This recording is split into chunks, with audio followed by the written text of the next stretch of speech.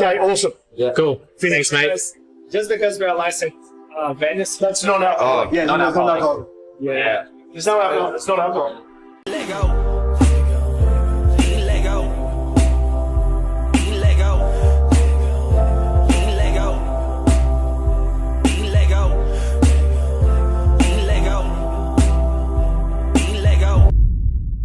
Yep. Yeah. Mate, thanks for joining us. That's all right. We'll tell you a bit about us. I don't know if you got a chance to check us out, but we're a group of 10 guys, mates that we all know each other from various parts of life. Yeah. Cricket, work, etc. Last year we were like, let's put in X amount of dollars every month. Yeah. And by 2030 buy a bar. That's Right. our Okay. whole When did you guys. start? Last year. Last year. Yeah. So like we should make about 98K if we do nothing with it. But you know you can't unless you're buying a bar in like, regional New South Wales or something. Yeah. We need a lot more. So we're talking about investments and how we can build that up. But two things came up when we talk about it. We're like, we either buy a bar or we make our own beer. Yes. And so we're looking through people that have done this. Perfect guy for it.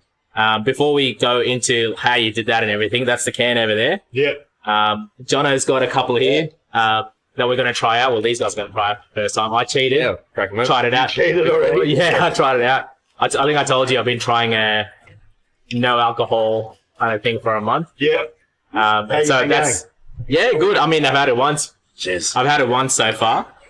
For a work event. Yep. But mate, I'm really getting into the non-alcoholic scene. That's good. More so because don't have the effects of the day after, and you feel like you can still feel a part of it. So crack it open. Crack it open. Cheers, mate. Thanks for coming on. No problem. Cheers. Cheers, Thank lad. you. Cheers. Enjoy. Thoughts? That's gents? not bad. That's not bad, actually. Sweet. It's a good drop. So mate, tell us a bit about yourself. I want to really set the scene here because we're going to talk about the product. We're going to talk about the beer itself. But tell us a bit about yourself. How you got into this. We were doing a sneaky peek on your LinkedIn. And mate, your experience is so wide range to then go into non-alcoholic beer. It's just so diverse. So give us the cliff notes on your summary, I guess. Okay, cool. So click notes are I was born in Newcastle, and then I went to boarding school in Sydney, and then I left school and went back to Newcastle, went to university, studied business degree. Sort of probably made a mistake and didn't do that 1 year off, and went to university straight after school, and just wasn't enjoying it a lot, and just floundered around for about a year and a half at uni, and then dropped out and went travelling around the world. Ended up out of Australia for 3 years, just travelling, doing all sorts of work as a lifeguard, working on in hotels, driving tractors on farms and stuff like that. And then realised, I ran into my ex-girlfriend from uni in London. She's like, "What are you doing?" I'm like, "I don't know." She's like, "What was I, 22 or something? You haven't finished uni yet. You're 22. You got to be, you got to finish uni." Or so I came back to Australia and didn't immediately go to uni. I went to Cairns actually to catch up with a mate, and I stayed there for another 2 years, filming people underwater on a dive boat, and had a ball. And then went, okay, I better go back to uni. So I went back to university, finished my degree, but I was supposed to finish in a year and a half. It took me 3 years. And that's where you would have seen where I first started an entertainment business and managed bands and booked venues in Newcastle. And thought I was going to be a rock star. So, and then I finished uni, graduated. It was Dad's best day of his life.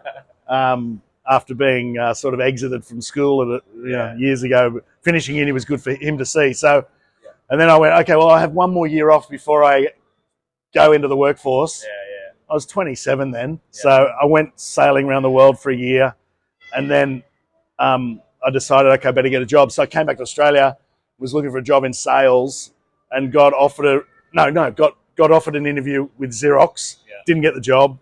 Got offered an interview. Next day, got offered an interview with a company called Parker Bridge. They just opened an office here in Australia in recruitment. So I got landed that job after a 3-hour interview. And in my work career, the rest is really history. So I started in that as a mature person and really boomed. And after 2 years, myself and the senior guy from London had built that business to 33 staff. They didn't keep their word. In the advert, it said opportunity for equity. They didn't keep their word, but the London owner backed me into my own business. And then SARS hit, and that recruitment company I was starting was targeting travellers. So no one was flying into Australia. Anyway, long story short, canned that business and just went into executive recruitment. Found that I couldn't really work by myself. It was really hard for me being I had some good traction, but it just wasn't working for me.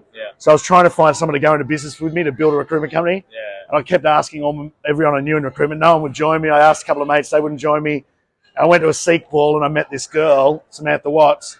We sort of fell in love. And 6 months later, we started S2M. And that's been running now for 17 years. Awesome.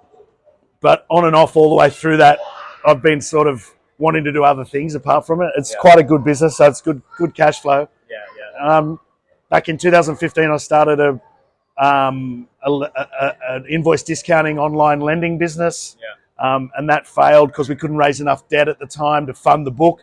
The book was growing quite well. I actually lost a bit of my own money. My current partner was very gun shy. So long story short, we closed that business, back into recruitment. And then I've always struggled with alcohol ever since I was, sipping mum's Rossi Anticos at 10 years of age, having a half a glass of beer with dad at 10, 11, 12 as he's mows the lawn on a Saturday, to going to boarding school and sneaking out of the boarding house into King's Cross at night times and drinking far too much and going to school in the morning at 9 o'clock, going to roll call and then falling asleep on the lawn and watching the masters walk past it, morning tea kick you, waking up, going, oh shit, we better go to school, right? To, drinking after school, all this sort of stuff. So I should put that on silent, but that's my son. So from those days, battled alcohol all my life, right? And had tried to do Dry July, tried to do Sober October. 1 year I did it, got 14 days in, and my partner at the time was like, you got to start drinking, you're going crazy, right? So, even to the point where I was taking that medication to help you stop drinking and, going and consulting drinking lessons with psychologists, all this sort of stuff, right? And then what happened was, so I actually managed to do Sober October in 2018. And then I was like, oh, this is great. And then we had the Cranbrook Dad's camping trip. And it was like, oh, I'll be right. I'll just do a weekend with the boy. This is the first year. Well, that was the end of that. And then so that was November, and it was sort of Melbourne Cup came along, and then Christmas parties came along. And That's the hardest part. So my whole, this is cool, I can do this, sort of fell away. Beginning of 19, I said, I can do it. Anyway, long story short, my dad died. 2 weeks later, a really close mate died. And then, 3 months later, 2 other mates died. So I then managed to say to myself, no, I need to give up. And then beginning of December, so then I did the test match, Australia versus England in the members stand for 5 days. And yes, exactly. And then I stopped drinking for 445 days. So it was a real battle. I did a month off and then went on our normal ski holiday with my mates. And when I was there, I was like, this is going to be really hard. But I was researching lots of stuff about non-alcohol, the non-alcoholic space. And in January 2020, there weren't too many websites in Australia specialising in it. So there was one called Zero Alcohol, whatever he's called, on the Central Coast. So I started planning a website for non-alc, and then came back and sort of April 2020, Craft Zero launched and Sands Drinks launched. I was like, scrap that. I'll just do a beer, right? So then, the rest is history, right? So we, a mate of mine, Matt Johnson, who had done the branding for our other mate's craft beer years ago called Blue Tongue, helped me create the brand. I couldn't find a brewer to brew it for me during COVID. It was really hard. So I thought I saw this ad for studying at TAFE. Yeah. So I moved the family to Queensland and did 6 months at TAFE learning how to make beer. Yeah.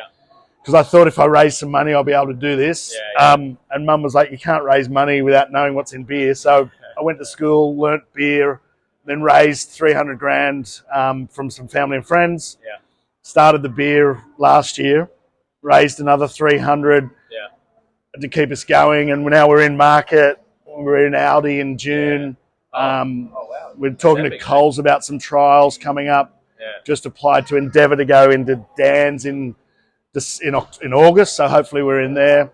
Yeah. And we're in the middle of trying to do a capital raise now to fund the business because we won't be able to expand without the funding because we can't sell the beer. Like our beer is really expensive because we have to use a special machine to remove the alcohol after we've made a mid-strength beer. Yeah. So we do what all the big boys do. We actually make the beer, but then we take the alcohol out. Yeah. So although there's no excise, the extra process makes it expensive. Yeah. Also makes it expensive because we're not brewing it. We're paying someone else to do it. So Yeah. they're already getting 30%. Yeah. And then we've got to take the alcohol out. Yeah.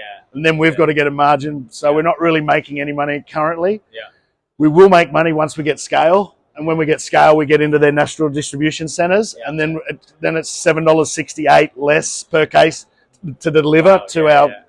So the economics are hard. And that's where we're at now. So fingers crossed, we've got the branding right, we've got the flavour right. Yeah. But we'll get a few national distribution deals and then hopefully the investors will follow us and support us. Yeah, mate, I love you've gone straight into the beer story. I was telling Jono on the way in, because I've been reading about 2 ways to make non-alcoholic beer. People make it without the alcohol. You guys have done it differently. Yeah. I was actually reading reviews of people that have tried the beer. Yeah. And one guy actually has raved about your brewer, Bruce Beachy. Yes. Bruce Beachy, I think, who is one of the brewers that are local as well at the Marsden, Western Sydney. Yep. Tell me about that process, mate. How did you, I'm super fascinated that you got an idea. Yeah. Then to the shelves, you obviously had people in your network. Yeah. So when I was younger, Ty Burford in Newcastle had the brewery there. Yeah. They had this famous alcoholic ginger beer that they made there. His dad thought, let's actually produce this and sell it. Yeah. He got a bunch of investors together. He got his mate from Peachy Advertising, and he got Murray Tyrrell. So there was sort of 10 investors, Ty's dad, Murray Tyrrell, and the advertising guy. So four people, 25% got together, created Blue Tongue Brewery. Yeah. So in my mind, I always knew I could talk to Ty about it. Yeah. So when I said I'm going to do a beer, I said to Ty, you keen? He goes, oh, mate, from our experience there, don't want to go anywhere near it. Yeah. But I had Matt Johnson, the creative director, and in the back of our minds, we always knew that, we could always talk to Bruce Peachy if we needed to, right? Yeah. So I tried to do it without Bruce, and what we were doing was we were just going to do it the way everyone else does it, like Heaps Normal, and most of our competitors do it, and they brew a beer to zero. So they brew it using restricted fermentation, a high mash temp, a low grain bill, and a special yeast. Yeah. So after studying brewing and meeting Bruce Peachy, I realised that that's probably not really beer. You're not doing the full chemical reaction, right? So in those beers, there's unfermented sugars, right? Ours is 62 calories because we ferment all the sugar and then rip all the ethanol out, just leaving goodness. This is healthy. This stuff is high in antioxidants. There's only 4 ingredients in it: malt, yeast, water, and hops. Yeah. So if you Google German Olympics team, there's a story there on why they won so many gold medals. It was because they replaced the Gatorade with non-alcoholic beer. And they yes. So Google that story. Anyway, so the way we make the beer. So when I studied at TAFE, and then I went and thought, and then I raised that money, and then I rang Matt and said, far out, Matt. We've actually got 275 grand in our bank from all the boys. We better get serious. So I went on LinkedIn and approached Bruce Peachy. He rang me and said, mate, I'm interested to help you out. What sort of beer do you want to make first? I said, well, mate, I want to make a lager I can drink lots of on a Friday afternoon at Ty's pub in Newcastle. All the boys think I'm drinking. They're all getting pissed. I can drive home. That's right. Right? So he goes, great. I love lagers. I've got the recipe. I've got the machine. I was like, ooh, phew. And then I ring Matt and he goes, oh, he wants to do RO method. He wants to use this machine. And Matt's like, oh, that's crap because we want to do it. We want to do the restricted fermentation way so we can make all these trendy flavors and tastes like that's on the market. And I'm like, okay, let's just give Bruce a go. Problem was that machine was in Adelaide. The borders were shut. So we were stopped by like about 8 months before we could actually get the machine up to brew in Sydney Brewery, which is in the Hunter Valley. So we didn't brew till January last year. Anyway, when we tasted it, we were like, worth its weight, right? Our first brew won a bronze medal in the Melbourne International Beer Awards. The second brew the guys did won a bronze medal in the Indies. And the third brew we've done with our new brewer in October last year won a medal just this year in the Queensland Beers Awards.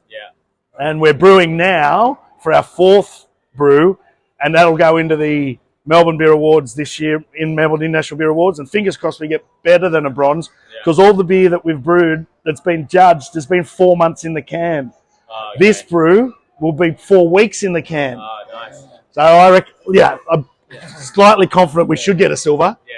But if it's fresh and tastes as good as Bruce's beer, it's carbonated right, the colour looks good, the head's good, the appearance is good, the taste is good, and it's on par to the Australian classic lager, we hopefully get a gold. But as Bruce goes, you just never tell in judging. So, and like if we nail the gold, then that's put me, I'm done and dusted then. That's me. I'm like, you beauty, You know what I mean?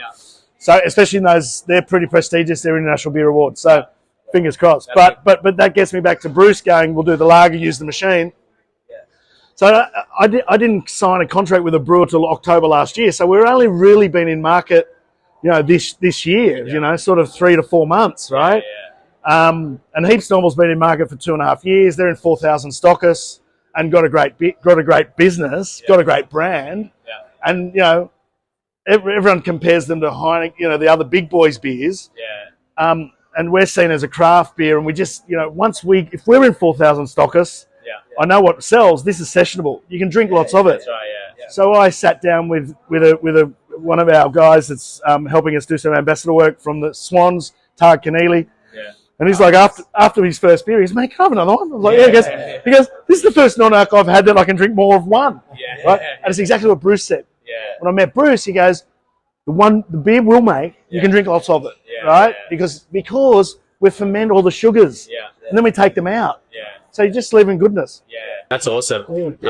I was talking to the bottler actually who bought it from, and he was saying a lot of the craft non-alcoholics get drowned out by the big players. Yes. A big advantage of you guys is obviously, the goodness in this can, but also the marketing that you guys have done. And you were saying some of the taglines you saw on the website. I looked at some of your advertising. Here, we were all having a chuckle before. Like the very goodness without the boozy consequence. I think that resonates with everyone who drinks, right? Even as we get older, it takes me 2 days to recover these days. Oh, exactly. And we were trying non-alcoholic beer a couple of weeks ago, and I had one and said, that's it. I'd rather not drink than drink one of these. But this, I could knock this back. Yeah, exactly. All night, so I really so it's not Like for us, it's not even about the Dave Jackson go sober, get off the alcohol, be a sober guy.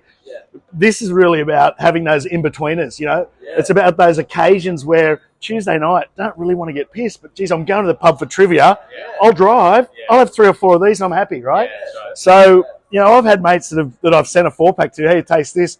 After they've rang me going, sure there's no alcohol in this? I'm like, what? He goes, I've had 3 of these. I'm feeling a bit, and it's the placebo, right? Because they're out with their friends having fun and they're still enjoying a beer. So we're not that preachy. The brand's not about being preachy. Back to the brand. Matt Johnson's created it. I got nothing to do with it. It's about bringing back those Aussie classic moments. And the reason that is because it's Bruce Peachy, right? So he's been in the brewing industry in Australia for 40 years. He's one of 3 master brewers that have been given these certificates by the Australian Distillers Association. And all he'll say to you is, it's a beer I like to drink, right? But he's perfected it. So, we've just launched our pale ale. It's dry hop with mosaic and citrus hops.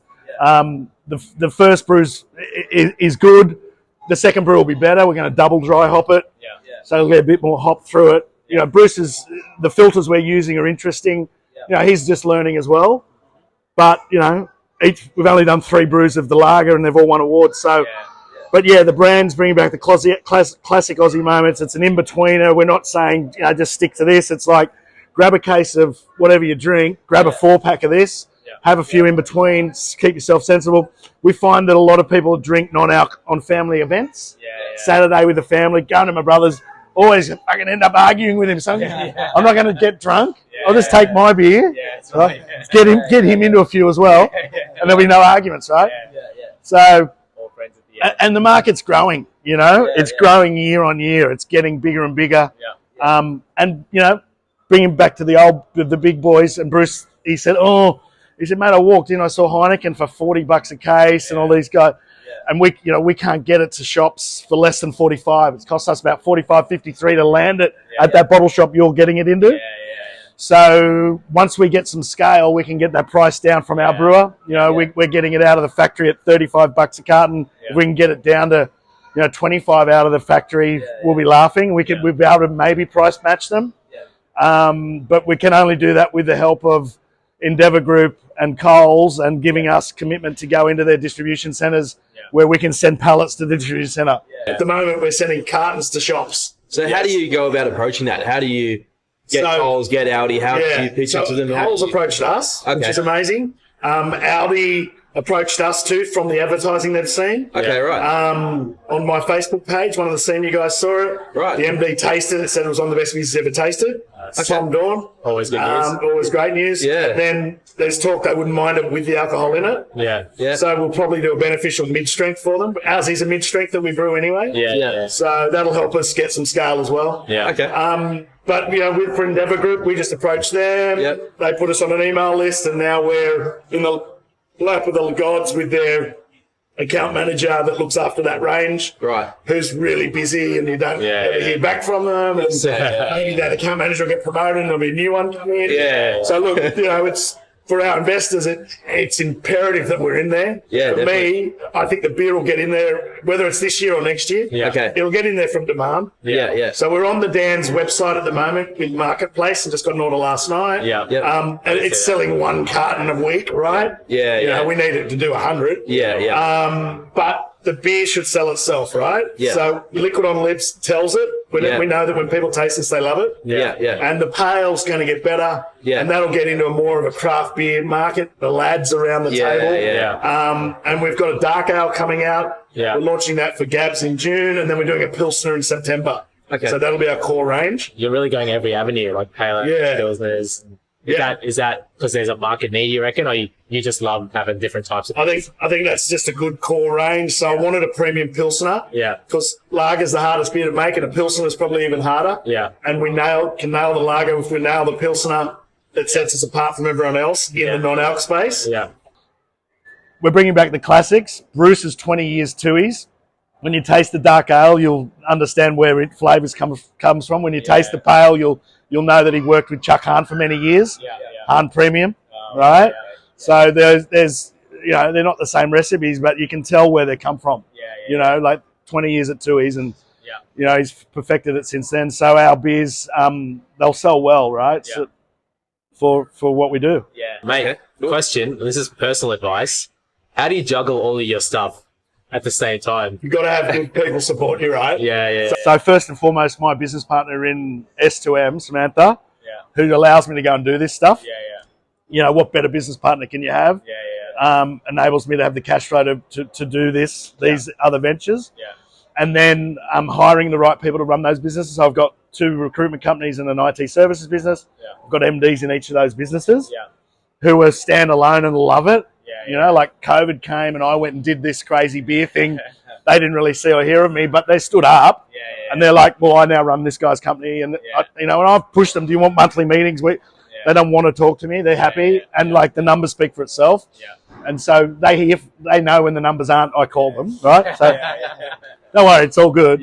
So, and because I still work with the accountant every week, right? So I sit with the accountant for half a day. And she's really good. She stood up as well. So she runs the accounts across the group.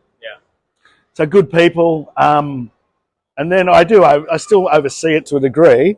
But, and then, but also stopping drinking just gave me that extra energy, right? It was no problem running 3-4 businesses without a hangover for 445 days. Because you had all that energy, right? And I'm not a big gym person. I wasn't exercising, so it was, I was doing 18-hour days, right? And it was just normal. You go to bed for 6-8 hours. Is that one of the biggest benefits of not drinking? Because I'm seeing that as like Absolutely. clarity at the time that you have on your hands. Yeah, Even being present with like family and stuff Yeah. a bit more. Yeah, well, for me, It was, I mean, there's a blog on the website that talks about my 10 tips to go sober. Yeah. And I think part of them, or it may have been another story I wrote, but part of them talks about, or it might have been another one I did, the benefits of drinking, but of not drinking. Yeah. But for me, it was like, I've stopped sending stupid emails to my staff, Yeah. right? And they just go, fuck, he's pissed or he's hungover. Like, you know, so that went, Yeah. you know, my mood swings went, Yeah. right?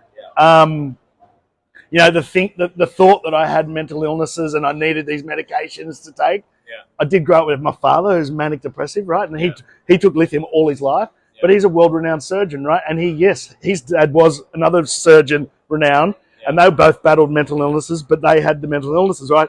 For me, it was always what came first, the drinking habit at 16, or was I predisposed with a family illness? Yeah. So, you know, then getting diagnosed with, you know, I went and saw Gordon Parker at the Black Dog Institute, and he diagnosed me with a bipolar 2, and you've got ADD and this, and you know, but you need to stop drinking, right? Yeah. And I never could. But then when I did stop drinking, I was like, well, fuck, I don't need medication. I just need exercise or a business or a. So don't get me wrong. I still may have a bit of ADD, but I don't have major mood swings that I used to have, and I don't get depressed like I did. And I worked out it was the alcohol. Yeah. Right? Yeah. You know, don't get me wrong. I'm not saying I haven't got a mental illness, but I'm not medicated for it, and I never will be again because I've controlled that drinking habit that was, I think, was causing the ups and the downs and the depression. Yeah. You know, you'd get, you know, have a long lunch on a Tuesday or a Wednesday, and then Thursday be like, I'll have a few more, and Friday night back on the way, stop drinking, Saturday, Sunday, Monday, feel really terrible, and then back on the booze again. So, and I just got into that cycle where it was like that for years, right? For 10 years. But with a year and a half off the booze, just broke it. So I can now, like I went to the concert last night with my son, Counting Crows, couple of beers, no problem, perfect, right? Had a great night. Up this morning, 7 o'clock for a walk down here doing the podcast, right? And yes, I went camping last week, and I did have a few bottles of red wine one night, right? So, you know, and then regretted it for the next 3 days. But that year and a half off, being able to knock out the habit that I was in, it's just a habit I was in. I was in this habit and this controlled the habit. Because the alcohol is so powerful, right? It's the first drink makes you feel really good, and your body's chemicals are then chasing that feeling. They're constantly chasing it, and it's telling you to put more ethanol in your body. So you have another one, but the exact opposite's happening. It's taking you further away from that feeling, That's right. Yeah. but your brain's telling you have more. Chasing that initial first beer buzz. Love the first beer buzz, right? Don't we? Right?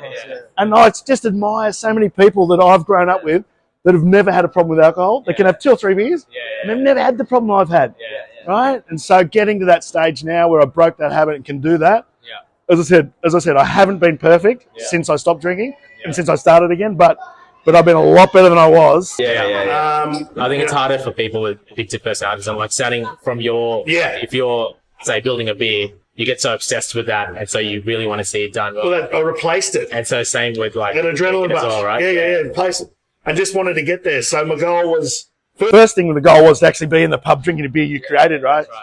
Now it's to have that national brand. You know, the vision was to have our own brewery at some stage. But, you know, with these, just interesting to see what's happened in the brewing space. Like the cost of aluminium, they raised that in July from Visi. You know, the printing costs have gone up, the fuel costs have gone up, the transport costs have gone up. That whole brewery space is an interesting space to be. You know, the big boys are dropping their margins. The craft brewers are trying to increase them. The taxes are going up. So, you know, sat with one of our largest investors last week, and he's just like, mate, if you can get that beer out of the brewery at $21 a carton, forget making your own brewery. Let's just get this thing national, you know, and get it cash flow positive. So that's, you know, that's where we're at. We'll just get some national, get some large scale, and get it as a household brand, right? So there we go. Mate, Hubert was curious before. We were, again, squeezing your LinkedIn, and we were looking that you're an angel investor as well. Yeah. And he was curious about what you look for in people that come to you with ideas. Not that he's got an idea, but maybe you can bring it to us as well. No, it's more to say someone comes with a great idea. Yeah. Not for investment. Like, what do you see in the idea that you track to that idea? Or like, Yeah. So- Are you after the idea or like the person? Do you bet on the idea or do you bet on the person? Yes. So you probably look at a few of those points, and me personally, because I've been in recruitment for since I was 29, I always look at the team first or the person first. Little things in there like what's their background, how old are they? My business partner will hate me to say it, but education to me is important. Yeah. And that's whether, okay, have they been that straight A student, gone to university, topped it, right, and they're highly intellectual, or have they done 10 years without any education but have been in the street, right? Okay, so education being either street smarts or at school. Yeah. So looking at the team in that sense, but then talking about the product or the market, and as an investor, am I going to invest in this business or this product that's going to give me a 10 times exit, right? So firstly, what's the value? So how big's the market these products in? What percentage of the market are these guys going to get? Yeah. And, can they get it there? Yeah. And so what's the valuation now? Yeah. So, if you're coming around to raise money on a 10 mil val, and I think you can probably get 10% or 1% of the market, how big's the market?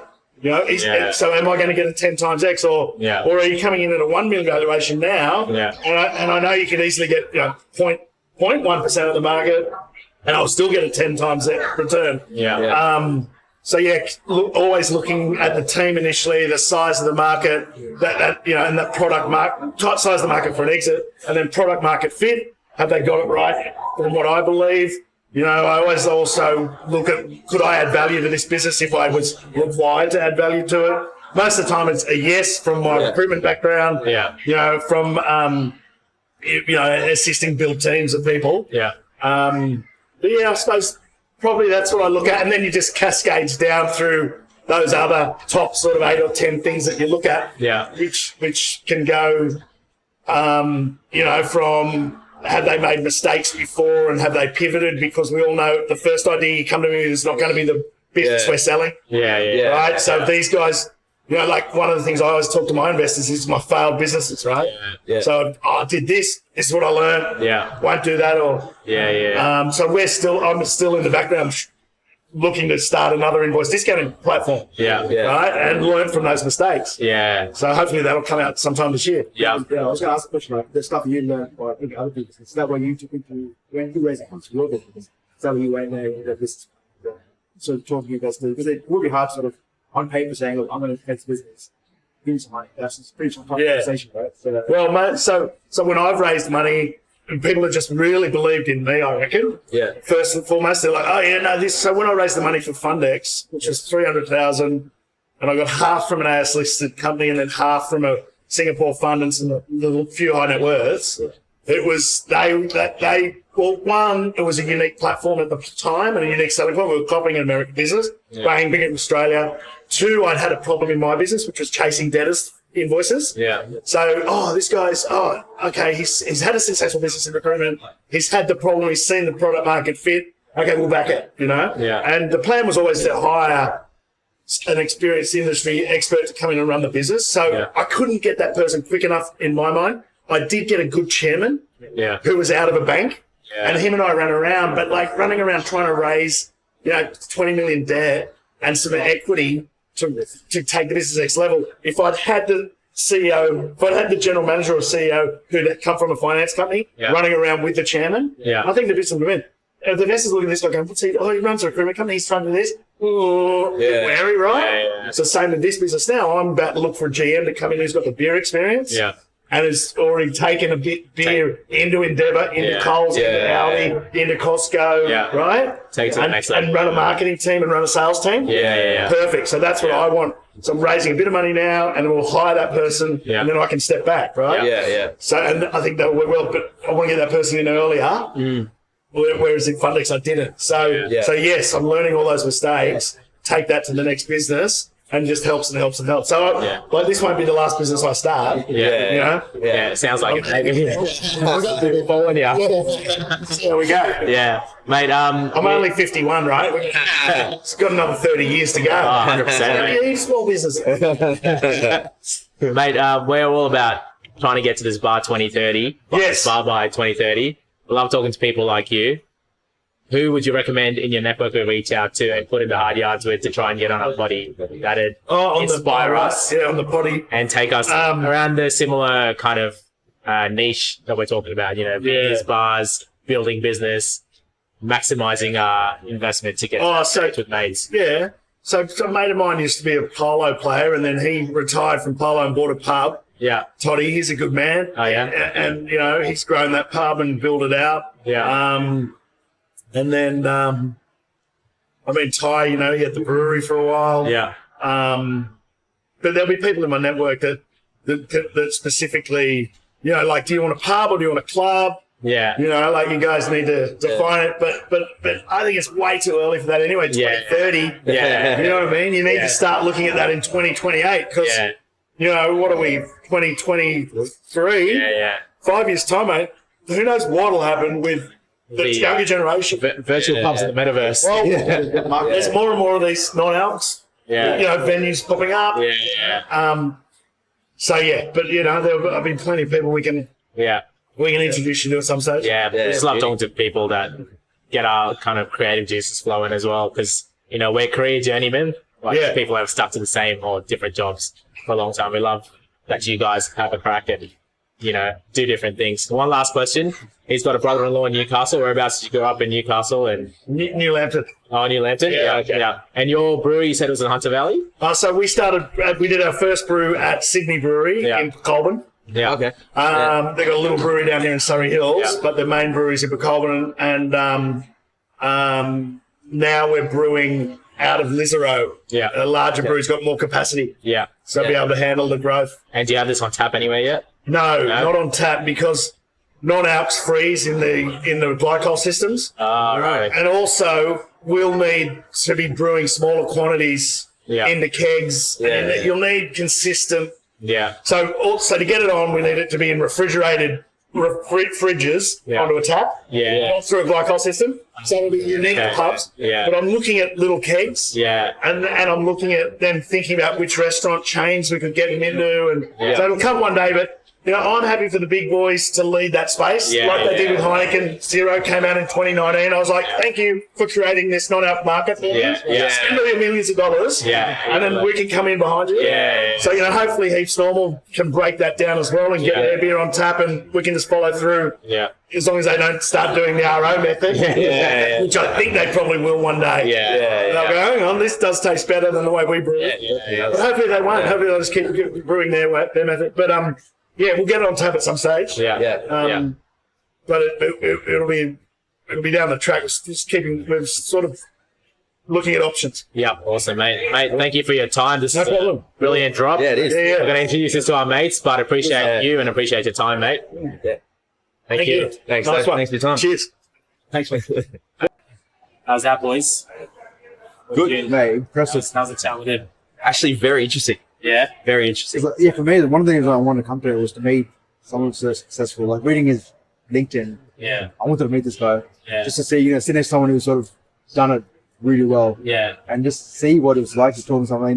Maybe learn something new, which I did today. Yeah. That's why I was really keen to come today and Yeah. talk to him. So Yeah. very impressive. Was Yeah. any good takeaways? Yeah, definitely. I found it very interesting that he got approached by Coles and Audi. Yeah. I thought he'd have to book meetings, sell these beer to them. At the end of the day, he needs them. They don't need him. But it is interesting that they saw his Facebook post and they thought, hey, this would go good on our shelf, and they reached out to him. That's when you crack it big time. Yeah. When you get your beers to the Dan Murphy's and Coles and Audi. Yeah. I Selling think it. it shows how important marketing is, isn't it? Yeah, I just thought that was very interesting that the Yeah. big players were reaching out to him saying, hey, this is good. We want to sell your product in our stores. Yeah. So a lot of it is, I love that he sold the person. Yeah. Yeah. Like he knows what he wants, so he's created that product for himself, Yeah, yeah. basically. He's obviously had the network as well to go out and like that brewer, that who's peaching guys. Correct. Apparently one of the top brewers in Australia. He's had that up his sleeve to utilise. Yeah. But yeah, it's very good that he gets the time of day as well, Yeah. Had Yeah. a chat, I know we asked a lot of questions of him. Mhm. 40 minutes, and he's happy to go down that whole Yeah. journey.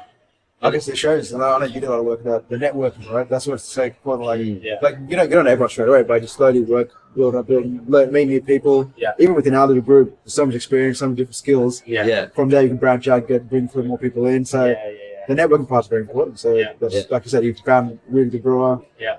He's found connections with like Coles and stuff. So that's how it works. Yeah. And I think he's cracked it with the taste. Yeah. Yeah, It has like the 0 one we had before, where you take one sip. I'd rather not drink. Yeah. To spend the extra money to brew it as alcohol, then take the alcohol out, as opposed to doing it cheap. Yeah. I think that's where he makes or breaks Did you it. actually tell the taste? Oh, I definitely. thought you were being nice. No, actually, I was actually going to make a joke to be like, if it didn't taste good, I doubt you'd say it. no, I probably wouldn't, but I definitely, as opposed to other brand zero, I would buy that and drink that, and I would spend an extra $15 a case to buy a beer that actually tastes good with zero. Yeah. So I remember at my party, I think you had that.